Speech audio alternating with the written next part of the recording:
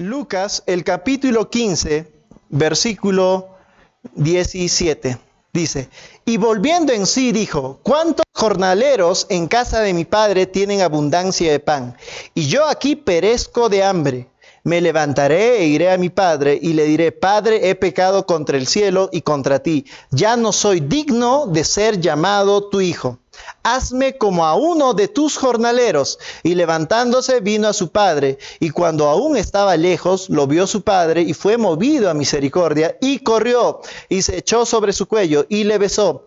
Y el hijo le dijo: Padre, he pecado contra el cielo y contra ti, y ya no soy digno de ser llamado tu hijo. Padre, pero el padre dijo a sus siervos: sacad el mejor vestido, y vestidle, y poned un anillo en su mano, y calzado en sus pies, y traed el becerro gordo, y matadlo, y comamos y hagamos fiesta, porque este mi hijo muerto era y ha revivido, se había perdido y es hallado. Y comenzaron a regocijarse. Vamos a orar. Padre Santo, en el nombre de Cristo Jesús de Nazaret, gracias por esta mañana, gracias por tu palabra, gracias porque tú, Dios, eres un Dios bueno, un Dios poderoso, un Dios de amor. Guíanos a través de tu palabra por la revelación que nos da el Espíritu Santo, en el nombre de Cristo Jesús de Nazaret.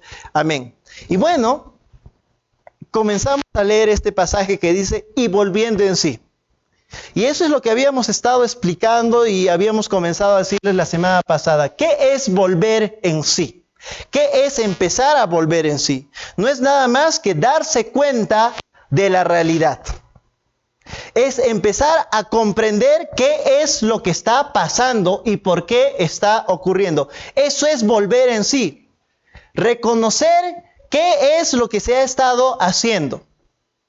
Y saben que este volver en sí no está implicando que tú analices de acuerdo a lo que has aprendido a través de los años, de acuerdo a lo que te han enseñado en la escuela, de acuerdo a lo que te han enseñado tus padres, tus abuelos o las experiencias que has tenido en tu vida, sino es un volver en sí para analizar la situación de acuerdo a la verdad, de acuerdo a lo que es correcto y no es mentiroso. Ustedes saben que la palabra de Dios dice en Juan: tu palabra es verdad. En otras palabras, volver en sí es reconocer y analizar la situación de acuerdo a la palabra de Dios. No es de acuerdo a tu experiencia. Hay mucha gente que después de haber salido de un divorcio, de una separación, empiezan a analizar qué es lo que pasó. Y analizan de acuerdo a sus pensamientos, de acuerdo a lo que mucha gente les habla, de acuerdo a lo que sus padres le hablan, y realmente nunca reconocen el error. Ustedes saben, mucha gente que se llega a divorciar siempre dice: yo no tuve la culpa, lo tuvo ese mal hombre. Yo no tuve la culpa, lo tuvo esa mala mujer. Siempre hablan eso. Nunca se halla cuál es el problema fundamental. ¿Por qué es? Porque lo analizas de acuerdo a tu concupiscencia, de acuerdo a tus pensamientos, de acuerdo a lo que te dicen tus padres, inclusive a veces tu mismo pastor. Ustedes tienen que entender que la guía de su vida no puede ser los pensamientos que ustedes puedan tener por las experiencias que han tenido, ¿no? Es de acuerdo a la palabra de Dios. Si tú juzgas las cosas de acuerdo a la verdad, realmente todas las cosas te irán bien. ¿Saben qué cosa? La palabra dice en Hebreos 4:12 que la palabra de Dios está viva y eficaz. ¿Por qué dice que está viva? ¿Por qué empieza a decirte que la palabra de Dios es viva y eficaz? ¿Por qué dice que tiene vida? ¿Saben por qué? Porque dice el Señor, dice la palabra de Dios, que las palabras de Dios son espíritu y son vida, nuevamente vida. ¿Por qué vida? ¿Saben por qué? Porque Jesús es la palabra de Dios. Él mismo es el logos de Dios. Él es Dios. Tú tienes que entender que cuando tú vas a la palabra de Dios, cuando tú abres tu Biblia y empiezas a leer Mateo, Marcos, Corintios, Hebreos, también lees Génesis, cuando lees Deuteronomios, no estás nada más y nada menos que teniendo comunión con Dios mismo. Es Dios mismo el que te está hablando, es Dios mismo el que te está enseñando. Hay mucha gente que empieza a decir, ¿cómo me gustaría escuchar una voz y que se me aparezca un ángel o que tenga un sueño ahí? ¿No? Y me guíe qué es lo que debe de hacer Dios. Pero lo que nunca piensan en su vida es abrir su Biblia y empezar a leer la palabra de Dios. Muchos de nosotros, los pastores o muchos ministros o muchas personas empiezan a decir, el Señor me dijo. Y cuando hay algunos creyentes se acercan, ¿y cómo es la voz de Dios? ¿Y saben cuál es la respuesta que damos? Es igualito a la palabra de Dios. Suena de la misma manera. Dios, Jesús mismo es la palabra de Dios. Por eso dice, la palabra de Dios está viva y es eficaz. ¿Qué más dice? Y es más cortante que toda espada de dos filos que penetra hasta partir el alma y el espíritu, las coyunturas y los tuétanos, y discierne las intenciones y los pensamientos del corazón. ¿Qué es lo que te está diciendo? ¿Cómo vas a saber qué cosa está bien y qué cosa está mal? Es a través de la palabra. Es la palabra de Dios que corta hasta las cosas que parecen tan juntas y no tienen división, las hace divisibles y puedes entender completamente qué está bien y qué cosa está mal. Eso es volver en sí. Yo les digo el día de hoy, vuelvan en sí. Analicen las cosas mediante la palabra de Dios. ¿Por qué este joven, este hombre, este joven de esta historia volvió en sí? Porque es a través de la palabra que reconoció que lo que había hecho estaba mal. ¿Saben por qué? Mucha gente que llega a este punto, mucha gente que le ha pasado lo mismo que al hijo pródigo, que ha desperdiciado su vida en fiestas, en una mala manera de vivir, ha desperdiciado su juventud, ha desperdiciado su dinero, todo lo que tenía en esa mala vida, en algo alejado de Dios. Mucha gente al llegar a la destrucción dice, pero no importa, lo bueno es que me he gozado de la vida. No importa, he disfrutado de esta vida. Y no se arrepienten porque piensan que lo que han hecho estuvo bien. Eso es lo que mucha gente empieza a pensar en su corazón. Yo he escuchado a gente mayor, ¿no? Con una vida triste, con matrimonios ahí que se están tambaleando, con esposos que prácticamente creo que ya se quieren divorciar de esas personas. He visto ese tipo de gente decir estas palabras y recomendárselo a su juventud. Gózate en tu juventud, disfruta tu juventud, ve, toma, ten muchas enamoradas, ten muchos enamorados. Gózate, pruébate todo, porque la juventud es una sola y cuando llegues a mi edad te vas a arrepentir, dice, ¿no? Te vas a arrepentir, pero ellos no se dan cuenta de su vida, todo el mundo se da cuenta cómo es su vida. Que está en destrucción. Y ¿saben qué? Cuando uno ve ese tipo de personas, yo digo siempre, yo no quiero llegar a esa edad así, destrozado, sin un futuro, sin un propósito, sin nada bueno, ¿no? Hay mucha gente que al llegar al ocaso de su vida va a mirar atrás y va a decir, ¿qué he hecho con mi vida? ¿Sabes qué? No vuelvas en sí al final de tu vida, vuelve sí ahora, en tu juventud. Ustedes saben que la palabra de Dios habla mucho a los jóvenes en Eclesiastés. Dice, joven, recuérdate en tu juventud, en los de tu Creador, en los días de tu juventud, dice. Recuérdate ahí, porque en tu juventud muchas veces vas a trazar tu futuro. ¿Saben que el Señor es capaz de solucionar las cosas malas que tú has hecho? Sí, yo lo creo y es así. ¿Sabes qué? El Señor, si has hecho algo malo, Él lo puede solucionar. Pero ¿cuántos saben que es mucho mejor prevenirse a pasar por el dolor? ¿Cuántos saben que es mucho mejor estudiar antes del examen final que estudiarlo después? O ir a recuperación, o ir a vacacional. Ustedes saben si ustedes tienen hijos, si sus hijos están en el colegio, ustedes le dicen pues a su hijo, ¿no? Después del examen estudia, ¿no? No, le dicen antes, estudia, ¿no? Hay jóvenes que no estudian antes de su examen y se tienen que ir a vacacional, ¿no es cierto? Y tienen que pasar gran amargura, porque en lugar de estar yendo a jugar fútbol, en lugar de estar viajando tal vez con sus padres, o divirtiéndose, o haciendo algo que no sea ir a la escuela, tienen que volver a ir al colegio en todo el lapso de las vacaciones, ¿no? Claro, el Señor puede solucionar. Si tú estudias, no vas a repetir de año, pero eso no quita el hecho de ese proceso de amargura por el cual estás pasando. Joven, acuérdate en tu juventud, no te olvides, porque no vaya a ser que llegue el día en el cual llegues a decir, no tengo contentamiento en mis días. No estoy feliz con lo que he logrado. No estoy feliz con mi matrimonio. No estoy feliz con mi esposo. No estoy feliz con mi esposa. No estoy feliz con mi trabajo. No estoy feliz con mis hijos. Hay mucha gente que no está feliz con sus hijos y no es porque los desprecian, no es porque no los aman, sino es por el producto final que han tenido de ellos.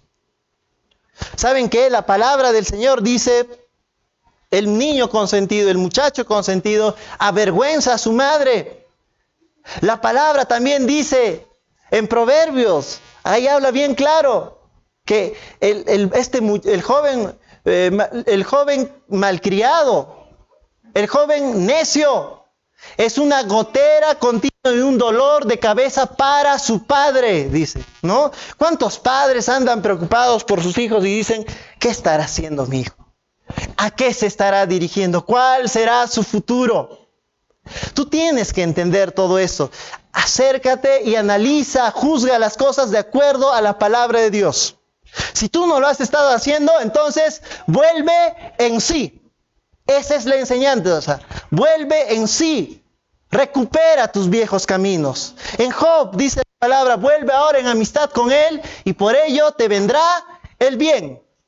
Sí, yo sé que esta palabra lo dicen los amigos de Job, que después fueron reprendidos. Pero esta es la verdad. Vuelve ahora en sí, vuelve ahora en amistad con él y por ello te vendrá el bien. No hay duda que te va a venir el bien. Vuelve ahora en amistad con él. Juzga las cosas de acuerdo a la palabra de Dios. Agárrate de ellas, persevera en ellas. Deja que crezcan en tu vida.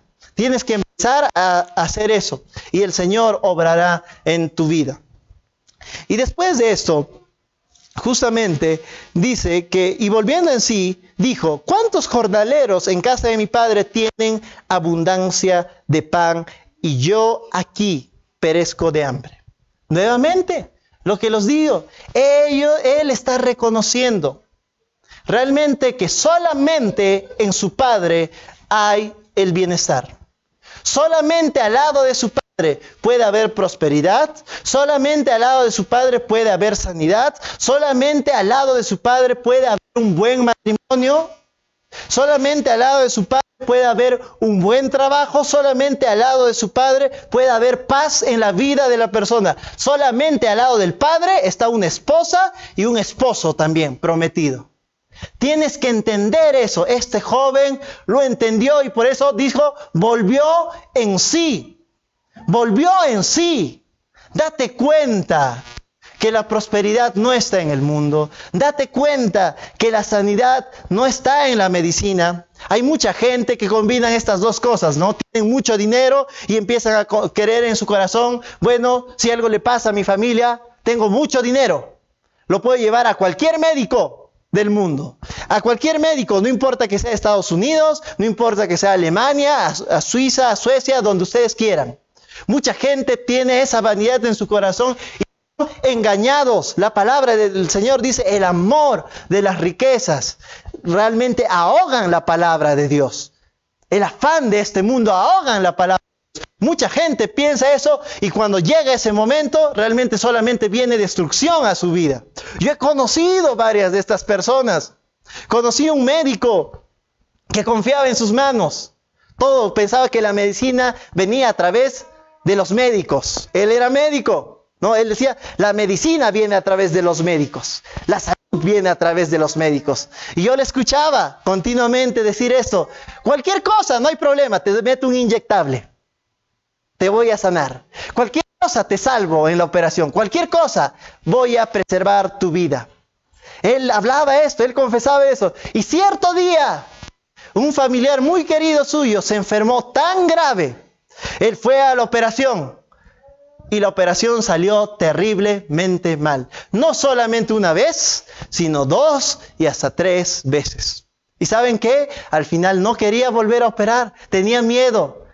Y yo recuerdo cuando esto dijo, realmente no hay confianza en la medicina. Realmente no hay seguridad en mis manos. Realmente para que algo pueda ocurrir, solo puede haber un milagro. Y adivinen qué, ¿quién da milagros? Es nuestro Dios. Él da milagros. ¿Tienes cáncer? Eres sanada. ¿Tienes SIDA? Eres sanado. ¿Tienes leucemia? Eres sanado. No importa qué enfermedad tengas, pero la palabra del Señor dice que Él llevó mis enfermedades y por sus llagas yo he sido curado. Eso dice la palabra de Dios. Yo lo creo, es para mí y es el día de hoy. Amén. Amén. En Hebreos 4.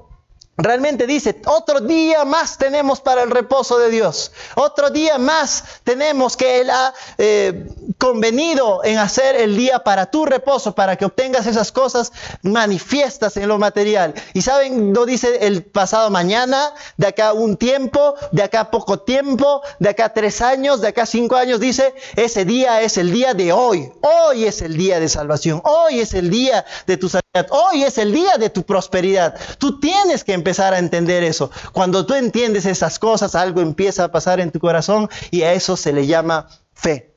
Porque la esperanza no es fe, mis amigos. La esperanza no es fe. La fe es realmente creer y creer que es el día de hoy.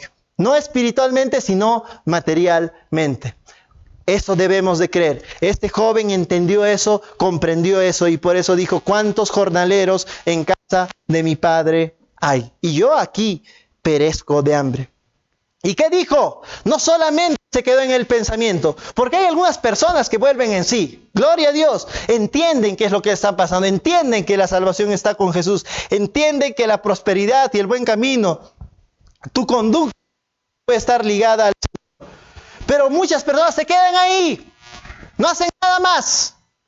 ¿No? Reconozco, es como decir, reconozco que no he estudiado en todo el año que tengo que ir a vacacional. Pero si no vuelves a estudiar, no vas a pasar ese examen. Es igual también en la vida. Mucha gente reconoce, vuelve en sí, reconoce que necesitan de Cristo Jesús, pero no hacen nada y tampoco toman una decisión en su vida.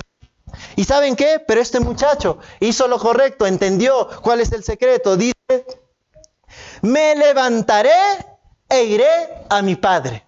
Tienes que decidir acercarte al Padre. Tienes que decidir hacer algo con tu vida. Tienes que decidirte por Cristo Jesús. Tienes que levantarte, por muy duras que parezcan las palabras, por muy duras que parezcan lo que tengas que hacer, tienes que hacerlo. ¿Saben que este mundo es para los valientes? No es para los cobardes, no es para los perdedores. Se me acaba de venir a la memoria una película que se llama Locos de Ira, ¿no? Locos de Ira, con este actor Adam Sandler, ¿no? Y este interpretaba un personaje totalmente miedoso, inteligente, creativo, pero totalmente miedoso. Se avergonzaba de todo y nunca se decidía por nada, por temor. Tú tienes que decidir. Tú tienes que empezar a accionar en tu vida, en paz, paciencia, en amor. Eso es lo que tienes que hacer. Recuerdo, una vez Jesús, en Juan, en el capítulo 6, dice que Jesús estaba predicando a una multitud de gente. Y la palabra que él lanzaba, que él hablaba desde su boca, era una palabra dura para la gente, dura para los oídos de aquel que lo recepcionaba. De tal manera que inclusive los apóstoles dijeron, esta es palabra muy dura. Y muchas veces es así. Muchas veces lo que viene de Dios no necesariamente te va a gustar. Muchas veces lo que viene de Dios va a confrontar, te va a hacer llorar. Vas a renegar, no te va a dar ganas de hacerlo. Veces sí. Y muchas veces, si bien es cierto, Jesús habló esperanza y amor, muchas veces fue rígido. Y en esta ocasión él estaba hablando una palabra muy dura acerca de la salvación. Acerca de que la salvación no es por tus obras, no es porque eres doctor, porque eres médico, psicólogo, administrador, enfermero. No es porque eres presidente de la nación, no es porque eres una persona caritativa, sino es por la fe en Cristo Jesús. Él estaba hablando de eso y a la gente no le gustó. No le gustó, no le empezó a gustar y dice, uno a uno se empezaron a ir y todos lo abandonaron, todos se fueron y él solamente se quedó con sus apóstoles ahí, con sus 12 apóstoles. Y Jesús, mirando cómo la gente se iba, volteó a sus apóstoles y les dijo, ¿ustedes también se irán? ¿Quieren acaso ustedes también irse de aquí? ¿Y saben qué le dijo Pedro? Levantando la voz, él dijo, ¿a dónde iremos, Jesús? ¿Dónde podremos ir? Solamente tú tienes palabras de vida eterna. Tienes que comprender. ¿Dónde vas a ir? ¿Al mundo? ¿A los demonios? ¿A la suciedad? ¿A Satanás? ¿A dónde vas a ir? Si solamente Jesús tiene palabras de vida eterna. Tienes que comprender eso y tienes que hacer algo en tu vida. Tienes que decidir. Este joven dijo, me levantaré e iré a mi padre y le diré, Padre, he pecado contra el cielo y contra ti. Nuevamente, él está reconociendo primero al cielo. ¿Quién está en el cielo? Dios. ¿Quién más va a estar ahí? Dios está en el cielo. Él está diciendo, he pecado contra Dios primeramente y he pecado contra ti, Padre. Él está reconociendo. Mucha gente cuando va y se pide perdón dice, he pecado contra ti. O contra ti, contra ti, contra ti. No, tú has pecado primeramente contra tu Dios. Este hombre reconoce esto, que la salvación viene del cielo. Hosana. La salvación viene del cielo. Realmente él necesitaba pedirse perdón primeramente del cielo. Este joven cuando se pide perdón, planea y dice, he pecado contra el cielo y contra ti, ya no soy digno de ser llamado tu hijo, hazme como a uno de tus jornaleros.